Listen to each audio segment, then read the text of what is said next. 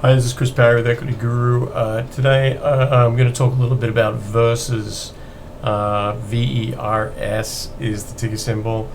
Look, we've had a few technology companies that have passed through Equity Guru HQ over the years, and quite often something that is difficulty with technology companies is having them explain what it is they do in a manner that doesn't require you to first explain what something is.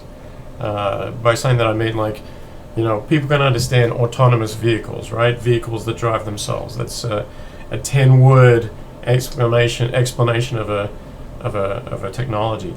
But when it comes to spatial awareness, digital twins, volumetric capture, there are lots of terminologies involved in modern tech that are maybe a few levels above the regular retail investor's understanding. And so one of the problems that public companies come up with is, how do we explain what it is that we're doing that is very technical in a way that people will actually understand?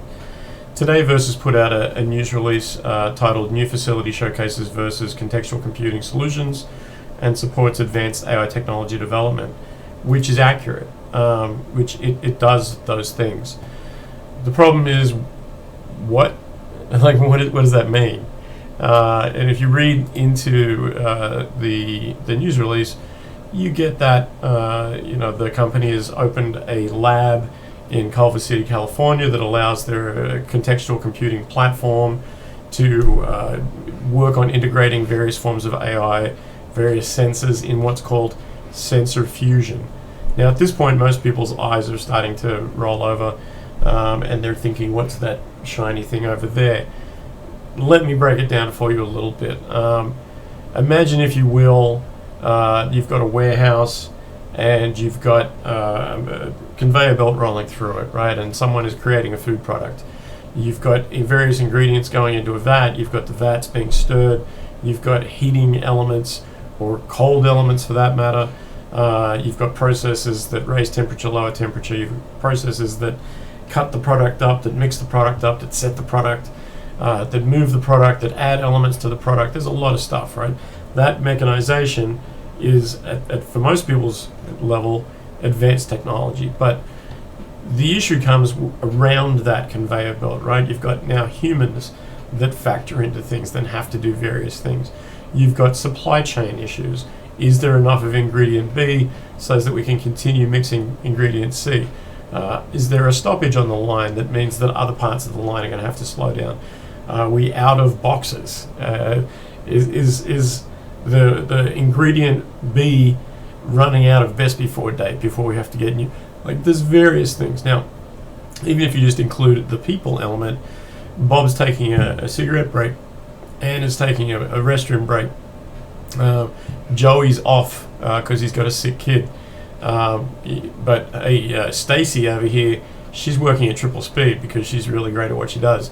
But that means that other people might be a little bit slower.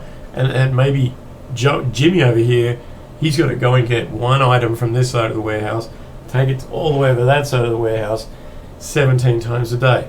So we start to get to a place where, inefficiencies start to pop up that generally you see by bringing someone in and having them watch everybody for 3 hours and make moves in the meat space, right, in real time. The future that VERS looks into is, can we set up a variety of cameras around this facility that monitor where the human elements are going, how fast they're going, how productive they are? Are they getting overheated? Is the food getting overheated? Is there one line that's slower than another line? Is one line having to slow down to allow the other one to keep up? Is the layout of this facility as positive as it could be, so that people don't have to spend hours going back and forth? Like, there's all sorts of things involved in this space that, yes, if you put someone up in the second floor fish tank and have them watch everything all day, every day, maybe they'll spot some efficiencies. But you don't want to do that. That costs money. Much better for a system to be doing that and to be giving someone a dashboard representation of the entire facility that shows, hey, there's a problem over here is going great, maybe there's a way that we can do this better, we've figured out that if we change some machines around, we can, like, there's all sorts of possibilities. Now, if you read through this news release for Versus, and you have that story already in mind, it makes a bit of sense. But only a bit of sense, because there's a lot of techno speak involved here, right? There's a lot of understanding things that are very new technology-wise, very new processes that large Fortune 500 companies are only now getting their heads around. So you've got to do a lot of reading, Googling to actually get the most out of this news release. One thing that's really interesting about this news release is as things apply to drones. Now, drones in a warehouse, it's not a new thing. There are drones already working in production facilities already, in terms of moving boxes, in terms of keeping an eye on large areas, in terms of security, in terms of aiding logistics. But one important thing is going to happen in the future. I'm sorry if I sneeze here. I have a cold. One of the things that's going to happen in the future is as far as drones are concerned, is there's got to be rules around using elevation as well as the roadway, right? At the moment we have rules for the road, and we know that you can only go this speed over here. We know that your vehicles have to be maintained. We know that you can't turn right here and you have to go around the roundabout there. The rules are set in stone. But when it comes to what do you do when you're this high off the ground, the rules are very different. If you're in a plane, yeah, there's rules already because you're running out of airports, right? And what happens around an airport is already established and eyes are on it and there are rules in place. But what do you do if you have a drone and you want to fly a box from here to a customer 3 blocks away? Are there rules about that? How high do you have to go? Can you go over someone's backyard? Do you have to follow the street itself? How high can you go before you become a problem with airspace? How low can you go before you're a problem with smacking people in the head? Right? So there's a whole lot of rules that have to be created around low-level drone service. And that's just the parcel side of things. What about security? Right? Can I fly over someone's backyard and take video footage of it to make sure that there's nothing bad happening in the area? If I'm going 300 feet in the air to take a picture of a skyscraper for a real estate listing, do I need a flight plan? All sorts of rules that do not currently exist. And even figuring out who should make the rules is a difficulty. Is it the airspace people? Is it the local municipality? Is it individuals? Is it the federal government? So what Versus is doing is putting together, with the aid of a company called Stellantis NV, a drone-centric, interoperable, semantic regulatory framework powered by Versus COSM system, allowing operators, drones, and governing authorities to actually monitor, make rules for, and police the ups and downs instead of just the lefts and rights, forwards and backwards. Now, this might not be something where right now at this day there's people with money in their hands saying, please somebody find a regulatory oversight program for drones. That's not really the problem here.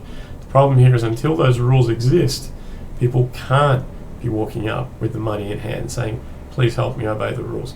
So what these guys are doing at Versus is they're helping put together the ability for the rule makers to put rules in place and for companies to follow those rules.